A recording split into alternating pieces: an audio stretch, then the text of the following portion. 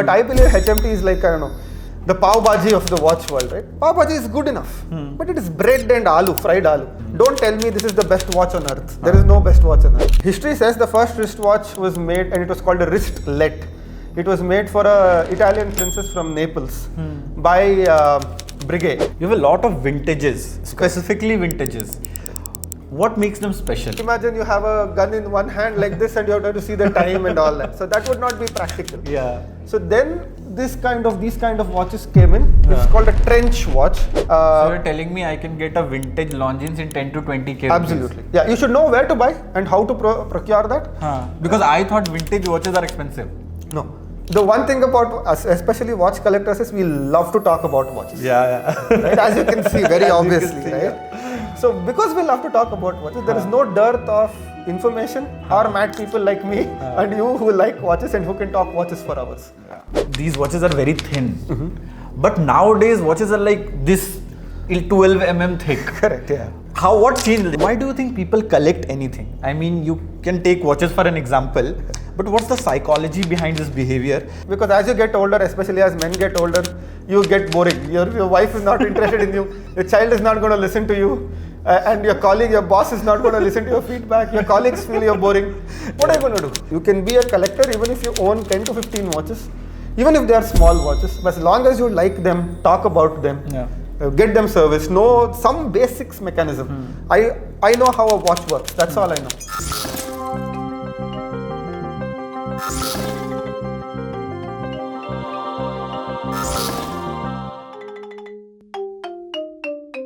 Hi everyone, welcome to another episode of the Watchlist Club. Today I have Nikhil, who has been collecting watches since 15 years. And his watch collection is something very unique because he doesn't have a pilot watch, he has an aircraft watch. He doesn't own a tank watch, he owns a watch from a tank. Hi Nikhil, welcome to the show. How are you today? Hey Monu, I'm good. Thanks for the opportunity to showcase some of my watches here. The first thing I would like to know today is what are you wearing? So I'm wearing an Omega Seamaster. This is my first watch that I purchased 2025. Oh, so this is a very recent recent collection. I got it this week actually. Okay. And this is again a vintage watch. It's a beautiful dial. It's called a linen dial, and then it's a Seamaster automatic. As I said, you have been collecting for like 15 years. Where did it all start? Like what happened? So from the time I was young, I was always having a watch on my wrist. From the time I remember, it was a quartz watch, like a calculator watch or a musical watch.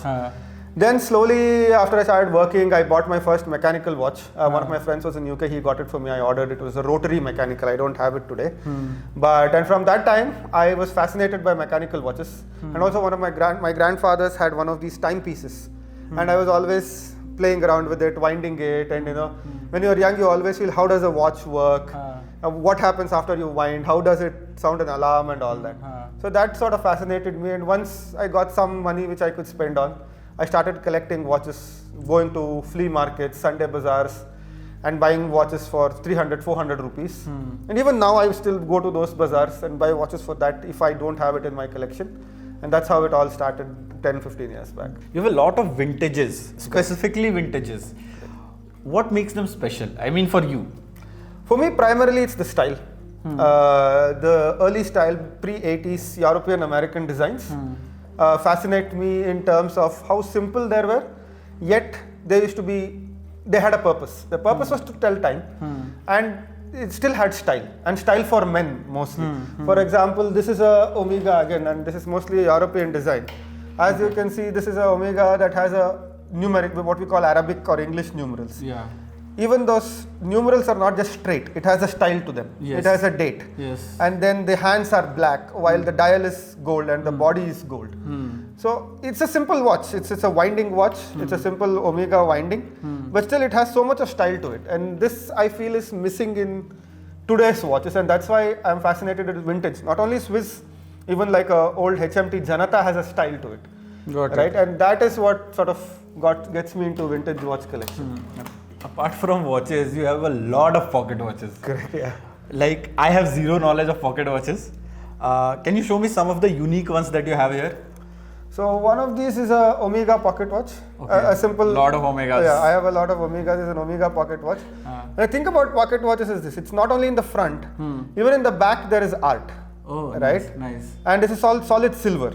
and back in the day, pocket watches would be for men as a ornament, as a prestige kind of thing. How do you power these watches? So this is quite an older watch. So this one is just it's as I said 1930s, 1940s. You wind it on top. Okay. Right, and this is a simple gear mechanism. You wind it, it winds 3 to 4 gears, it has a mainspring, and just like how any winding watch works, because it's a relatively newer one. The older ones used to come with a key like this. It's a small key, and then you have a wind here, wind on it the back side, on the back side, on the reverse side you wind it, and then you open the front, use the same key, we can set time. So with this you can set time here. This is very different. And then this is a different and a very unique watch wherein this is a what we call a verge or a fusee verge lever. So which means those normal pocket watches run on a gear train. This also run on a gear train, but it has a chain. So like a bicycle, like very simply, if you have like a 6-gear bicycle at the behind, there are 6 gears behind, right? And you change it, it moves. Similar concept on a fusee verge watch. People want to buy a Cartier tank, but you literally have a watch out of a tank. How do you explain this? So this is an interesting watch. I bought this on the streets of Uzbekistan one day. And he said it's from a tank. And I would believe him. I bought it for some 20 euros or something. But there's a number here. And also the way, at least it is from a vehicle and from a military vehicle, because normally if you can see the time set is here on the top or on behind all these timepieces. But this, the time set is, so it would be fixed through these holes through screws. And somebody in one hand, they can pull it out, set the time, and in the other hand they wind it. So this is definitely from a vehicle and from a military vehicle, because it runs for like 5 to 6 days on one wind. And he said it's from a tank, and there is a number which says some 7136 or something. So I believe it's from a tank, and it's a Russian one. It says made in USSR, and it has Russian wordings here.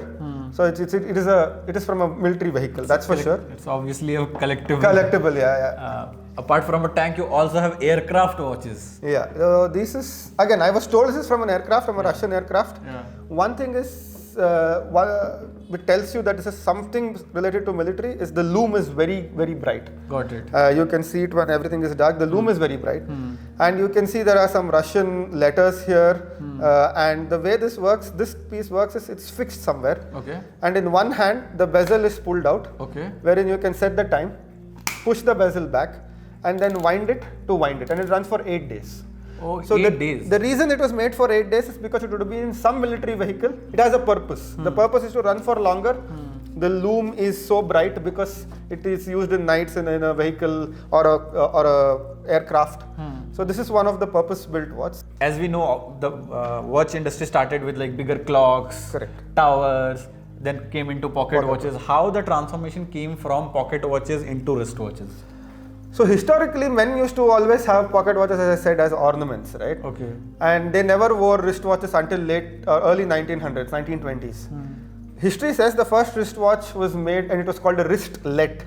It was made for an Italian princess from Naples by breguet, Louis Breguet, who is one of the oldest watchmakers now. So they made it in 1810 sometime, and then there was recorded history that it is there until 1855 it was serviced, and then there was no record of that watch. Then again, Patek Philippe made a watch for the Hungarian princess, and there's a photograph, people can search it, somewhere in 1875. Even then, men never wore wristwatches. Wristwatches they were called wristlets, and quote unquote, it was only, they look at it like a feminine accessory. Men used to always have this big clunky kind of pocket watches, silver gold, with a key and with a silver chain, mostly ornamental type. Then in early 1904, 1905, Cartier, who all of us know for luxury and jewelry now, his friend, he was called Santos Dumont. He was a Brazilian adventurer. Even before Wright brothers, he tried to do the first mechanized flight, and he actually was one of the first guys to do a glider kind of plane aircraft, but not mechanized, not with a machine, not with a motor, but he glided it. Got it. So when he was doing that, he complained to Cartier that he cannot see time every time and control the aircraft, right? So Cartier can't see a pocket watch while flying. While flying. And then Cartier built not the first wristwatch, but the first purpose-built watch for a person to wear it on the wrist. Got it. And that is how the Cartier Santos, which the Cartier tank, what people call now, it's the Cartier Santos. It was built for Santos Dumont. Got it. And he used it. So it is named after him. It's named after Santos. And he used it in his first motorless flight he did. And that is the first photograph of a person in an aircraft ever. And in that aircraft he was wearing the Cartier Santos. So that is how wristwatches came into picture. And then before that it was just women. It's just women. And then when the war started in 1910 between 1910 to 1920s, men had to get into the trenches in Europe to do the battle, right? Battlefield was all trenches dug up and all that. So they can't keep pocket watches. In the trenches, imagine you have a gun in one hand like this and you have to see the time and all that. So that would not be practical. Yeah. So then these kind of watches came in. It's called a trench watch. Okay. It looks similar. The movement is similar to a pocket watch. So initially, let's say a pocket watch sized this size, they used to solder two lugs. Put a strap or a thread and put it on the wrist. The entire pocket watch they used to wear on their wrist. On the wrist. And so it would be so heavy. It would not be practical. Obviously. Then people came up with this concept of a trench watch where the movement was smaller. If you look at a pocket watch or a trench watch, it looks similar to a watch in the build design. It's very similar to a pocket watch, the shape. But then they did it as a trench watch. From here and from Cartier's Santos Dumont, and from there, people realized or men realized the value of a wristwatch. And that's when wristwatches sort of came into existence. Not existence, came into fashion. And pocket watches slowly went away of fashion. Even now, nobody manufactures a pocket watch of this complication, right? Yeah. It's very rare. People do it, it's only custom built, like a piece unique for rich people. But until 70s, 60s, slowly pocket watches went out of fashion and wristwatches came into being. That's the sort of history. So pocket watches like transformed into trench watches that like opened the wristwatch industry for men. For men, yeah. So what field watches are like? What this transformation of trench watches? Trench watches, yeah, because a field watch should work on the battlefield as well as it should be practical for everything else. Right? That's how Hamilton and Zodiac and Seiko started making field watches and Fliegers for military people and all that. I guess these would cost a lot because these are vintage watches. Correct. Yeah, I don't like talking about watches in terms of value in money because if you say what is my most prized watch, it's my grandfather's watch which he got for serving in Bamel for 15 years and that was his last possession when he passed away, right? That is my most prized watch in terms of emotion. In terms of money, I do have a vintage Ulysse Nardin which I bought in the high 5 figures, now might be in the high 6 figures. But let's say for example, this is a Longines. People think a Longines would be expensive. This would be in the low 5 figures. Right? Let's say anywhere between 10 to 20,000 rupees. Even today, you will get a winding Longines. So you're telling me I can get a vintage Longines in 10 to 20k? Absolutely. Yeah, you should know where to buy and how to procure that. Because I thought vintage watches are expensive. No. As I said, I have bought watches from 500 rupees like a West End, vintage West End or a Faber Luba to a Ulysse Nardin. But it is not about the price. But why do the market think, like I know my friends or the other people, they think vintage watches are expensive? As I said, for example, this is a nice Edox small little watch I bought. Edox is a Swiss brand. I bought this for less than 5,000 rupees. Again, not going to the specifics. Less than 5,000 rupees, a nice winding watch, a Swiss watch. Now, you just need to know people who can source it for you. And you can get into vintage watch collection from as low as 600 rupees, 700 rupees. You'll get a Indo-Swiss West End or a Henry Sandoz for that rate. Slowly build it up. In a year or two, then go for a vintage Swiss watch. And if you want an Omega, we can source it for you in the low 5 figures. Got it. Can you show me some of the other vintage watches that you have? Sure. And which don't cost a bomb? Like this is a solid silver Omega. Again, I got a custom strap done. People might think even straps are expensive. I go to the local street leather worker, shoe worker and got a strap done. This is a porcelain dial. So what happened was back in the day, they used to pour porcelain over copper and then make a porcelain dial so that it would be very clean. And this is a solid silver winding Omega. Again, this high 4 figures, low 5 figures. you can get into the collection. What is silver in it? The dial? The whole body. Okay. This whole body, the crown, the lugs, all of those are silver, solid silver. And this will have like, and I don't buy it for the silver. I buy it because I like the watch. Even I have non-silver Omega trench watches as well. Not here, but yeah. So if you pick up that watch, the one behind, this one, the Longines, right? Yeah. This is again a Longines. It's a very Italian design. See how thin and how stylish this watch is. This is a Longines. Again, this is low 5 figures. This is a winding watch. It's just about knowing people who will guide you in trying to acquire a good watch for a good price. I see some of these watches have the very unique dials and textures. Correct. So I guess these are Art Deco watches. Can you tell the viewers what is an Art Deco piece? So this is a typical Art Deco piece called Elgin. So basically Art Deco was a movement, again, I don't know much, I've just read about it. People can know more about it on the internet. So the Art Deco movement started in the 20s or 30s in Europe, where things were, or styling was done, and this not only in watches, it started in building design, paintings, clothing, where things were very simple, symmetric, geometrical, and eye-catching. Like unlike a very ornate painting or an ornate building which had huge paintings, they used to make it simple lines, very geometric. So if you see this, the lugs are more extended, right? And then again the dials, these are indices which are placed there, not painted. This is placed there, and it has a sub-second, as we call it, in the center, while there's no second hand. So this is a very classic example of a Art Deco piece, where the styling, so this was a later piece, not in the 20s, 30s, but this is a 70s piece. People adopted that. So even this, for an example, this is also a nice Art Deco. This is a Wittnauer. This is a company of Longines. So even if you see the indices are slightly slanted, but still everything is everything is geometric. And then even the strap, nowadays you don't see the strap. You see, it's a strap that expands. It's a metal strap. Okay. It's called a spiral strap that expands. It stretches. It stretches. Yeah.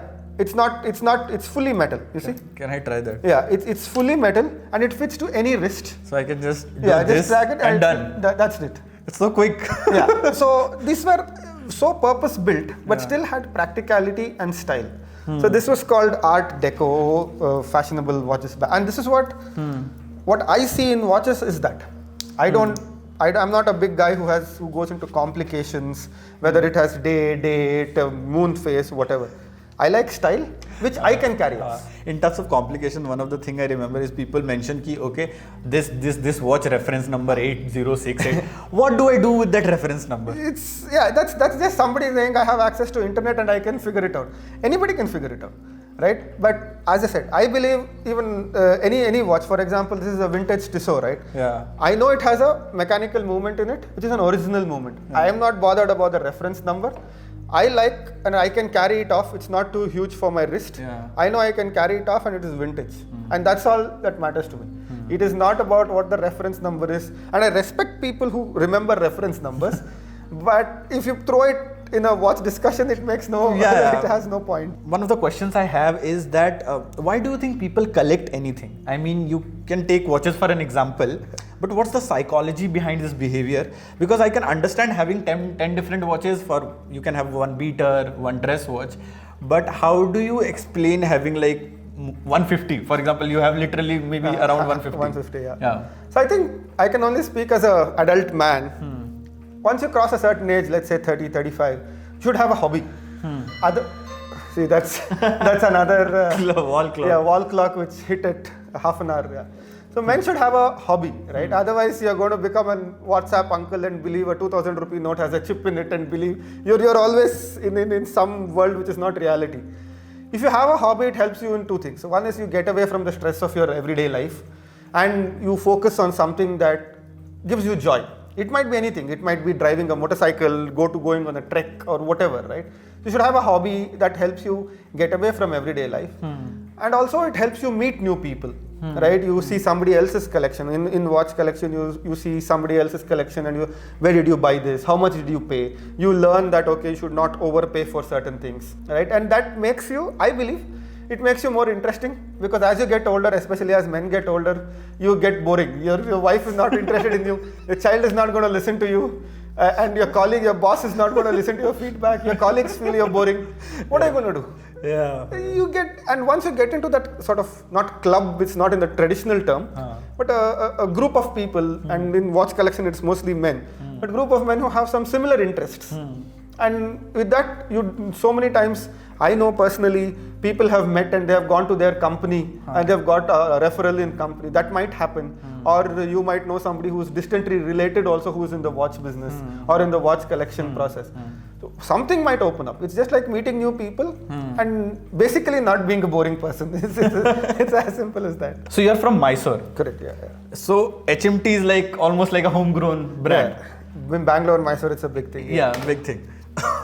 So I see one HMT here. Do you have a lot, or this is the only? No, I HMT? do have a couple of HMTs. I bought vintage ones. This is a new one I bought. Sorry for that.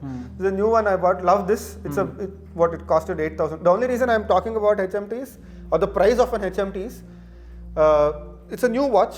If anybody wants to get into collecting mechanical watches, go to hmt.in, or there is a showroom in Bangalore in Jalhalli. Buy a mechanical watch. It starts from 2,000, 3,000 rupees, goes up to 14, 15,000. If you want an automatic, the 7,000, 8,000 rupees HMT has a citizen hacking Japanese movement, day date, fully automatic, bezeled, fluted bezel, and this is a unique one because it's a blue one which has a blue strap. What else do you want for $100? Like 8,000 rupees. A beautiful mechanical watch. But it's worth so much. Don't pay too much for a Indian manufactured HMT. I have like two doubts. One, I feel the HMT is a little overhyped among the collectors. I don't know. I feel so. Maybe it's a personal thing. No. That's I also feel so. Because especially in Karnataka, in the Bangalore-Mysore region, because HMT was a huge presence here, there are a lot of these whom I call HMT uncles who just hype up HMT. Like yesterday I saw a post on Facebook where they're selling a normal HMT Janata, calling it a limited edition. It might be a limited edition. It just takes, for example, whatever is etched behind this, takes 5 rupees in laser etching. I can say this is a limited edition. Yeah, you put a number there. Yeah, it's a limited edition. They were selling it for 20,000 rupees. Right? It's not worth 20,000 rupees. So someone is selling an HMT at a premium. At a premium, an HMT Janata, which he or she would have bought it for 5,000 rupees 10 years back. They're selling it for 20,000 rupees. It's not worth it because it has the same movement. I respect HMT. I like it a lot. But I believe HMT is like, I don't know, the pav bhaji of the watch world, right? Pav bhaji is good enough, but it is bread and aloo, fried aloo. It is not a masala dosa or like I've been told, I don't eat non-veg, but I've been told like a mutton biryani it's very good food in Indian food, right? Like or a nihari or a chola bhatura. Those are all food. Like it takes time to cook. It has flavor. And it gives you a very good feeling. A pav bhaji is a pav bhaji. It's you can only romanticize a pav bhaji to a certain extent. Similarly, an HMT is good enough, but you can only romanticize it to a certain extent. You can't say this is the best HMT ever made, and I'm going to sell it for 20,000 rupees. Unfortunately, and I would like to sort of warn people: don't fall into the HMT trap or hype and buy any HMT watch for 20,000-25,000 rupees. I don't believe it's worth it. And collectors I know of some worth, even they don't believe it's worth it. There are this select group of people, especially in the south, who hype up saying, oh, this is a HMT Pilot that was hand loomed in the Rani Bagh factory or whatever, and charged 15,000-20,000 rupees for that. As an example, this Omega, which I bought recently, is less than the price that he's quoting for that HMT Janata. Right? And for all intents and purposes, you can take an Omega anywhere in the world. He's going to give you, you can sell it anywhere in the world, you're going to recover your money back. But not an HMT. And again, talking about HMT, I made a custom watch of myself, which I'm very sort of connected to, right? This is an old HMT Pilot. I made a dial, taking some feedback from my friends. But since I am from Mysore, this is a Mysore palace here. I can see that. Yeah, and this is Mahi, M-A-H-I in English. Yeah, and Shuru, there is an elephant. The M is the M elephant. Is an elephant because the Mysore Dasara has the Howdah or the chariot on the elephant. And Shuru is in Kannada. And 12, that is Kannada numericals. And then very slow, this is 17 jewels, and very low here, it might not be visible to the naked eye. It says 1306, Mysuru made 1610. 1306 was when the Mysore kingdom was established. The Wadayar family established their rule in Mysore. 1610 was when the first Dasara was held in Mysore. Got it. So I incorporated a lot of elements about Mysore here, and I made the 5 of this. I gave two of them to my friends, and then there's an old HMT Pilot. I wanted to get a plain case back and add my own brand and all that, but I didn't do that. But you designed that entire dial. I designed the entire dial. Some feedback from my friends, but the end to end, getting the dial painted, getting it etched like this, and also getting that yellowish hue that you see here. It's yellowish, right? It's lovely. The Mysore Palace is lit with 97,000 light bulbs, which is yellow. So I incorporated all that. I love this watch. You might say I don't like it. I respect that. I am not going to go to somebody and say this is the best HMT ever designed and sell it for 20,000 rupees. Everyone's collection is different. Like if you see yours, it's vintages, pocket watches, clocks. So, and everyone's journey is different. Mine is just started. Like I own few mechanical, automatic watches. How do you see your journey? Because it has been like 15 years. It's just that I buy what I like. I don't think, and anybody who was getting into pocket watches collection, not pocket watches, any timepiece collection, don't think about how much will I get if I resell this watch. That's not a way to get into any collection, or even if you're trying to do, I don't know, a tie collection or a pen collection. You should not think about how much will I get if I resell it. One thing is, can I afford this without breaking a bank, and do I like it? That is all that matters, and that is how I believe I have gone through my collection. I have a theme. My theme, as I said, is style and vintage Swiss watches, primarily Omega, Longines, or even Elgin or whatever, right? But my theme is, and also it should fit my hand. You should wear them. You should like it and wear them. You should not collect a watch and put it in a box and leave it for a year. I wear one different watch every day, and those watches is what I can carry off, which fits my wrist. I like it. So what will be your advice to someone who's getting into watches? First, get in touch with people who are into collection, and you can plug in my Instagram ID. People can get in touch if I'll put it in the description. Yeah, if they want to get into pocket watches or anything. Yeah. First is that, don't think spending more means you have a good watch. No, you can enjoy with a 500 rupees watch. You can enjoy with a 50,000 rupees watch. So your one advice would be to start small and start see. small. Exactly. Start small. Have 3, 4, and then think about how much you want to spend. So for example, I believe I'll buy a new watch every 2 months, or like a vintage watch every 2 months. But my other caveat is, every 2 months I buy one watch, I have to sell 2 watches. Otherwise it gets stressful, or you cannot manage so many things, you cannot get it serviced. Got it. Start small, get in touch with collectors, and every collector will help you.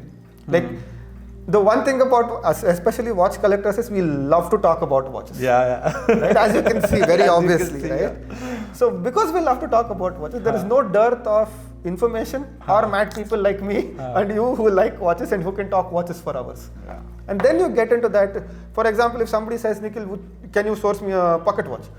I would perhaps give one from my collection itself for less than 4 figures and say, this is your budget. For this budget, this is what you're going to get.